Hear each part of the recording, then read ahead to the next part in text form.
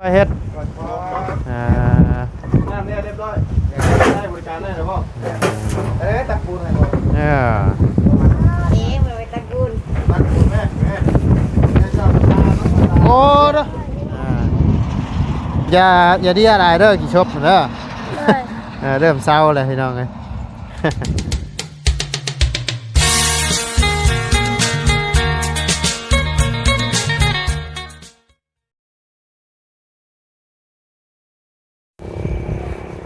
เอาเนาะพี่น้องเอ้ยเปิดคลิปเปิดภาพมาตอนนี้ก็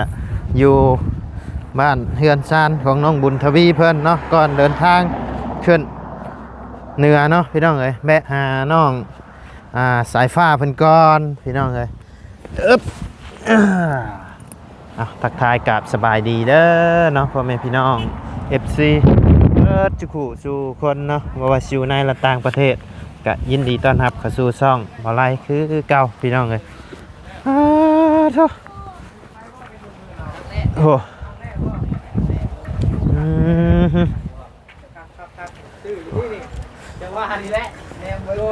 โดยสบายดีเนาะฮะคือบ่ตูนเฮ้ยคือบ่ตูนจังไดเนาะบ่ไล่บ่แม่นบ่ตูนเป็นหน้าบ่ไล่เป็นประตูเนาะโอ้เก่งนี่เนาะแค่น่ะมากับไผมากับบ่บุญ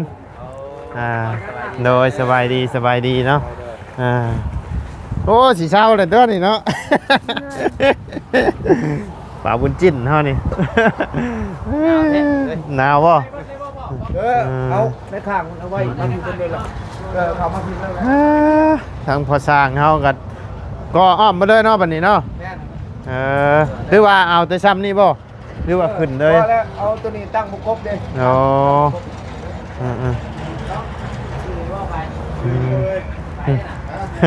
บ่เจอโอ้ปากแตกเลยนะแล้วก็ยังก็อยู่ถึกชอกอ้ายบ่สบายดีเด้อพี่น้องเด้อนะบ่ให้ดีปากอ้ายเจ้าดีบ่ฮะให้เต้นน่ะบ่เรียนรู้บ่เดียหลายใช้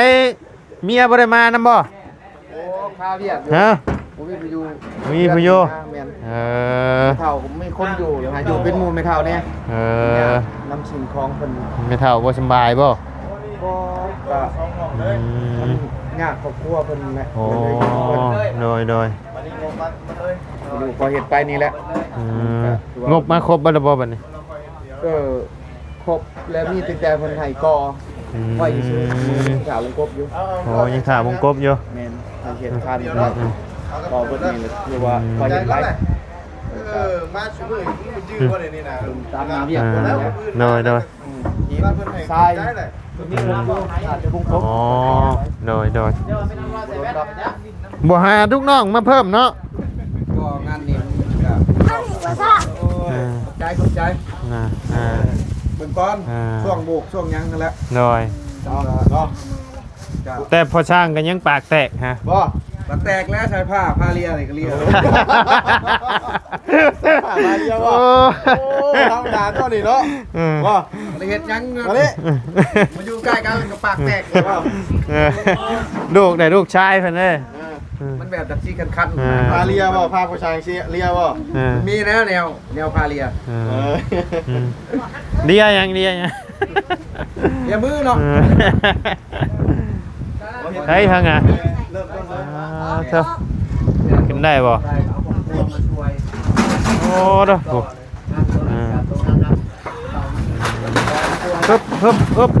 โอ้เก็บไปดีๆคอยเอาไปดีๆแล้วมาที่บ่บล็อกนี่ก็บ่ได้แบบว่าสร้างรถใหญ่มาบ่เอามาเท่านั้นรถนำเพิ่นมาอ๋อมาเท่าละหน่อยเนาะแต่เซโน่แล้วโอ้ลงไว้หันเลยลูกโอ้ลมมาดึกแท้ไว้งามต้องไว้งามบ่เฮ็ดนั่นน่ะบ่เผาค่อยเฮ็ด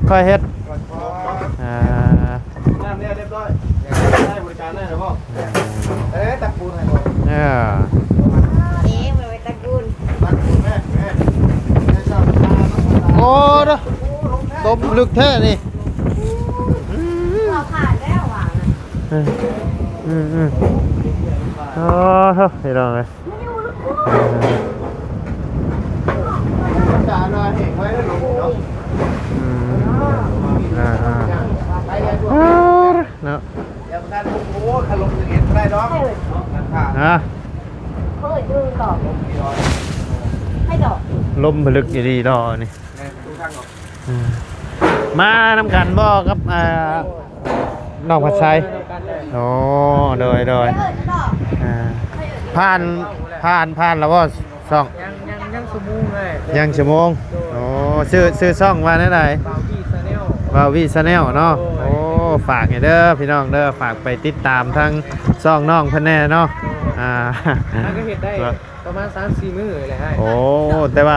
คนผ่านแล้วเนาะไอ้ผู้ติดตามเนาะ โดยชื่อว่า2,000ครับ โอ้ไวได้เลยเนาะสายจวดอยู่ได้นี่พี่น้องฮะจังหวะข่อยอาทิตย์หนึ่งผ่านไปเลยโอ้ยคุณเด้อฝากคุณเด้อได้อยู่บ่ได้ว่าสิขึ้นเนื้อก็พอบุญเพิ่นหน่อยแม่นไปน้ำบ่ เดี๋ยวอยู่นี่ก่อนได้ โดย เดี๋ยวปัญหามันได้โดยนี่เงินก่อน นี่ก็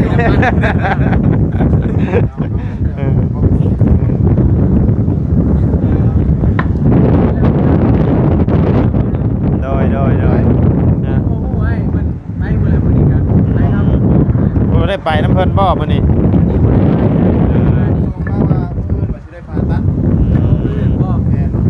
โอ้ ยังไข่เนาะ เล่นตอนนั้นบริกรก็เล่นตอนนั้นเอง หนาวเนาะลมแห้งไงดิ เผาจะวันนี้อ๋อไว้นี่สีกินไม่ติดเปล่าแล้วงูครับ สำเร็จเบิดนี่ แสดงว่าท่านได้สี อันค่าสร้างจักล้านนี่พอช่าง ตั้งว่าให้เห็นเป็นช่วงเลยตัวนี้เห็น8,000มันจ่ายแล้ว ตัวนี้ 8,000 ตัวนี้กับ8,000ก่อนซื่อ อ่ะเฉพาะแต่ห้องตัวนี้บ่ ตัวนี้มานี่ มานี่ ห้องนั่นอีก ตัวนั้นต่างหากบ่ บอกกะประตูทางเข้านี่แหละก็ซื่อๆนะก็แบบนี้แหละ รวมตัวนั้นนำบ่ 8,000 ตัวนี้กับตัวนี้นะ 8,000อ๋อ บ่ได้ไล่ตัวพื้นบ่ได้ไล่ติดบานนี่ตั้งวงกบก็ให้ซื่อๆไหน อ๋อตัวนี้ 8,000นี่คือไล่ครบไปเลย ตัวนี้หันพิเศษติดบานให้เพิ่นเลย อ๋อ เทพื้น โดย คอยไปนี่ละ บ่เอาเมียมาช่วยเนาะ ยังบ่ทันชุง ถ้างานสูงไอ้เมียมายกให้เนาะ แม่นพอได้เฮาก่อนเด้ก่อนตัวนี้มันต่ำมือเองได้นี่ก็ฮะก็เริ่มมือเดียวนี่เด้ โดย จะกดใจไฟมานี่แหละยากงานแดง โอ้เฮาก็กินซบแตกได้เฮาก็ มันอากาศนี่ หนาวเนาะ นี่ปูนบ่ อืม เทมาตัวเล็กตัวน้อยขึ้นกัน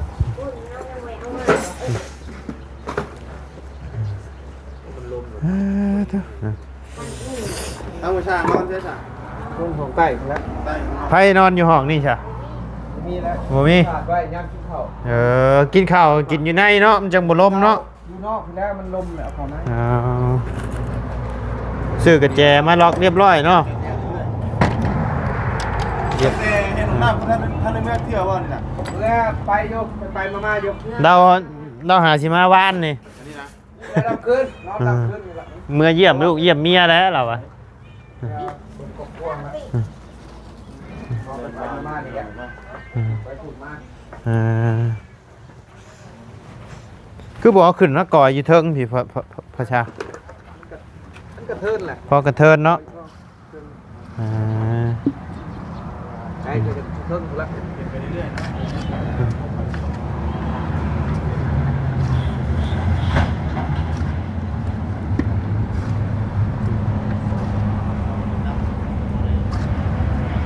กินข้าวเที่ยงแล้วบ่ ยังเป็นคนดังไฟ มาเชียร์ลำชีพ เชียดลาบซีนบ่โอ้คักนะ ดังไฟ ให้ชื่อซีนมาน่ะ ไฟเด้ ฮะ เราพัดใช้ ปลาผัดชัยอ๋อ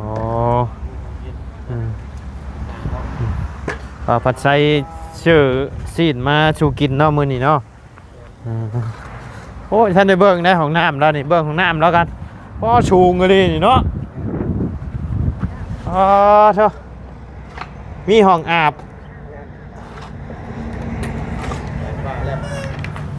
โอ้ยังบ่ท่านได้เข้าอาบอยู่นี่เด้นี่เนาะโอ้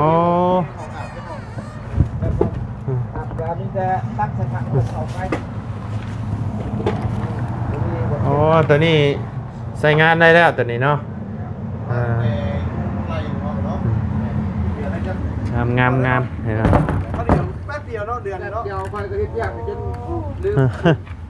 ลืมเลย เอามาแต่งูกันป้องไล่อยู่เนี่ย งูกันป้องได้ เอางูกันป้องไล่อยู่เนาะ แม่นบ่ แม่นพบกันมีตายวันนี้จิตตายวะ ก็เห็นอยู่ในคลิปเลย อ้าวมาไปดูกคุด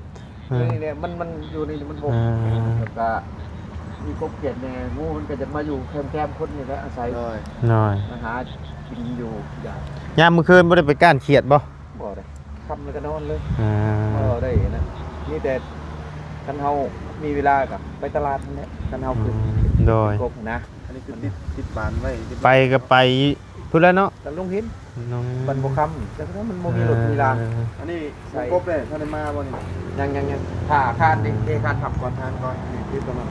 กบมาครับจัง มีแต่กอแล้ว นี่ก็หลอกไว้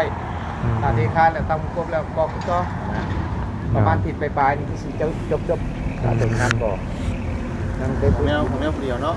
ประเทศชาติในเขาประเทศผู้เดียวนี่บ่ แน่น เก่งแล้วเนาะ มันกระถามันอีกได้นี่ไงทาเวียกนี้หลายคนก็มากเลยทาเวียกคือเก่า บ่มันงานมันบ่จบบาดเดียวเนาะ งานทยอยมาเทื่อละหน่อยเนาะ แต่ทีกับคน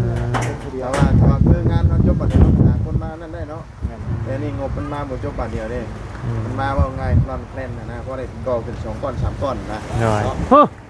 ยังเคยว่าเอาตกนะ เรียบร้อย หาเลนเบาเลนเดียวพี่น้องเลยมาวันนี้ก็ถือว่าใกล้เลยเนาะ มาช่วงค่ำพวกมาจังพวกยืนนะ หน่อย 2ปอง3ปอง อันนี้เป็นประตูลงมานี่เนาะ แน่ วันนี้ต้องดูลงมา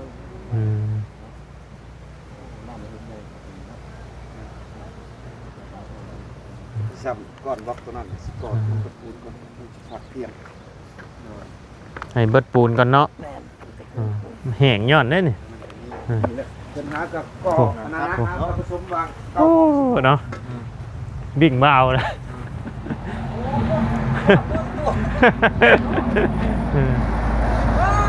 หวานตกแล้วโดยสบายดีเนาะโดย วันนี้โกบนเลยแบบเนาะ โดย ก็เอาว่าทางนะ ฮะ ดีแล้วนี่มาผ่านงานนั่นเลย สร้างมา สร้างมาให้บ่ โอ้สร้างมาให้บ่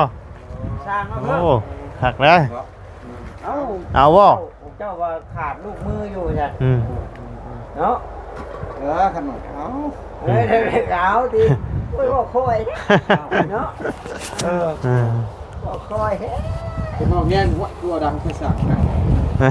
มั่นใจนะ แล้วบ่มั่นใจก็คือมันงานมันบ่เต็มที่ งานมันได้รอเนาะ เราไปได้ปะไปยิบหน้ากันเบิ่งได้ ฮะ โดโลแท้ สบายดีเด้อพุ่นละสายเนื้อพุ่นละ ใส่เนื้อครับ โดย มันแบบบ่ได้เฮ็ด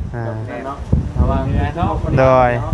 เดินทางขึ้นเหนือก่อน ไปยังคนหน่อยเนาะ 2 คน ส่งนุ่งกุ้มใจ โดย นอนคอนแกนคือ เดี๋ยวเขาก่อนเดี๋ยวเพิ่นจะเดินเหยียบตอนนี้ข้าวมงกุฎมาบัดจะได้ตั้งมงกุฎมานี้มันแห้งแน่กับที่เข้าแบบเทศกันอันนั้นไว้แล้วเห็ดไปคือว่าเห็ดทำมาเห็ดงานคนเดียวนะมันพอดีกับส่วนงานที่เป็นแบ่งมาให้ได้นะท่านช่วยแบบเดียวมัน บ่ได้ มันโบราณดีทั้งกอทั้งโบกทั้งเทพื้นอยู่ที่ว่า เอาได้เนาะ ได้ยุ นั่นเพิ่นก็เป็นทางอะไรบ่ได้ว่าหยอกดอกพอดีว่าให้เพิ่นมาเบิ่งน้ำเพื่อนนั่นแหละ อ๋อ เพิ่นมาไล่โค้งน้ำเพื่อนนั่นแล้วก็เพิ่นขึ้นมานี่เลย อ๋อ ไปแต่ จะ ว่า มาเชียร์เพื่อนอีกหรอ เออ อยากเฮ็ดอยู่ทำให้เพิ่นไล่เล็กไล่หยังเบิ่ง ยอมแต่ปีแล้ว 2-3 ปีเสามันเล็กจนดอกบ่แล้ว ว่าเด็กเด็กกระดอกบ่เฮ้ย เป็นไงพ่อ โอ้ยเข้าเงียบ เฮ็ดใหญ่ก็เดียวะ 11 เมตรคูณ7 เมตร จัก อ๋ ค อน เถอะ ฮะ จักคนอยู่สองคนผัวเมีย 2คนผม หน้า เนี่ย เพื่อหาเนาะนั่นมันนอนกันยังโค้งขึ้นอยู่ตรงห้องซ้ำพอดีลมให้เมียนอนก่อนโอ้นอนน้ำหลัง อันนี้จักเมตรนี่เบิ่ง6คูณ9บ่น นี่ซ้ำกันเพื่อนครับ คุณเก้ากับมาไล่ โอ้อันนี้ก็บ่แม่นเกือบ10แล้วจักอันนี้ บ่ บ่ฮอดบ่ น้อย จะแท้เท่านี่เท่าไหร่ก็ เอ้ย 11 เมตรเนาะ อืม เย็นจ่อยใช่เอ้ยเนาะนี่ไหนนั่น 8 9 สายบิ่งเบ้า มาซิวแมวจัก เออโดยสบายดีเนาะ ซอยอยู่แต่ว่างานช่วง สร้างมาเรียนหรอวะ โอ้เมื่อวานนี่แห้งใหญ่กว่านี้หอบไปเลย เด็กนี่ว่า เมื่อวานนี่แดงไปเลยมื้อหาดเดียอีกแล้ว ใส่เลี้ยวเนี่ยใส่เลี้ยว บริวารแต่เราแล้วเขาก็เริ่มเลยนี่ มาดิ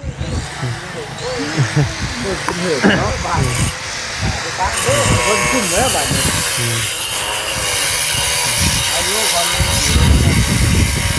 อายุเราอยู่ถึงทางอยู่เนาะ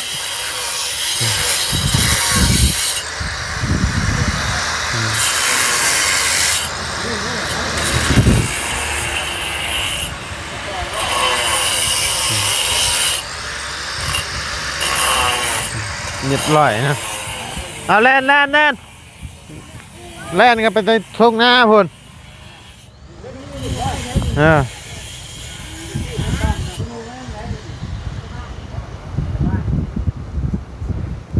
ผู้มันของไว้แล้วผู้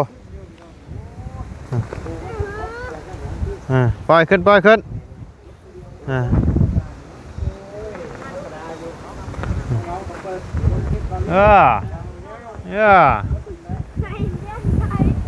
ขึ้นแล้วเด้ตกอีกแล้วโอ้ย อย่างเดียว ขึ้นอย่างเดียวบ่ อันนี้ยังประชาเลยบ่เนาะว่ามันเป็นคนมาหลายพาแล้วนี่ ขึ้นแล้วให้น้องเลยปิวแบ่งๆนะ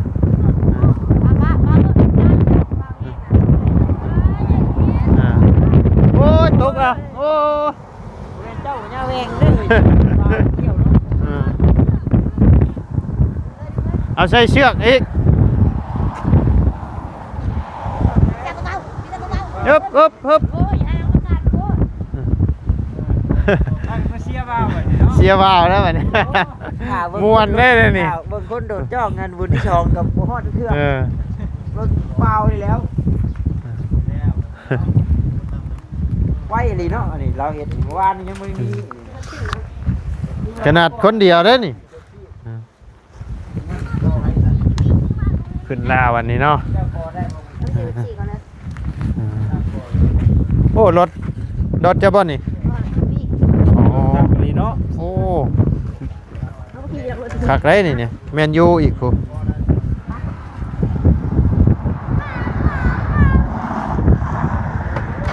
โอ้สตาร์ทได้อีกโอ้ลอยแฮะ เนาะเสียงยิ่งนิ่มเฉยเออ หาชื่อเนี่ยก็ไม่ได้มี โอ้โหมีแล้วดุนนี่นะหายากแล้วตกอีกแล้วไปโดยเดินทางกันเด้อปนี้เด้อโดยสบายดีเด้อพี่น้องเด้อโดยไปเด้อโดยเดินทางกันโดยไปน้องบุญทวี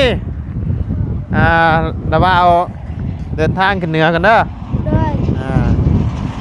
อย่าดีอะไรเด้อกี่ชบเด้อ เลย เริ่มเศร้าเลยพี่น้องเลย ไปกันเด้อสบายดีเด้อโอ้ยไปพี่น้องเลยสำหรับคลิปนี้ทั้งหมดไรจบคลิปปิดคลิปลงไปเพียงสำนีกันเด้อพี่น้องเด้อพบเจอกันในคลิปหน้าเนาะขอบบุญขอบคุณพ่อแม่พี่น้อง FC เบิร์ดจุกคนเนาะที่เข้ามาติดตามนะครับส้มทั้งสองบอลไลเนาะสำหรับคลิปนี้ลำลาแล้วพี่น้องสบายดี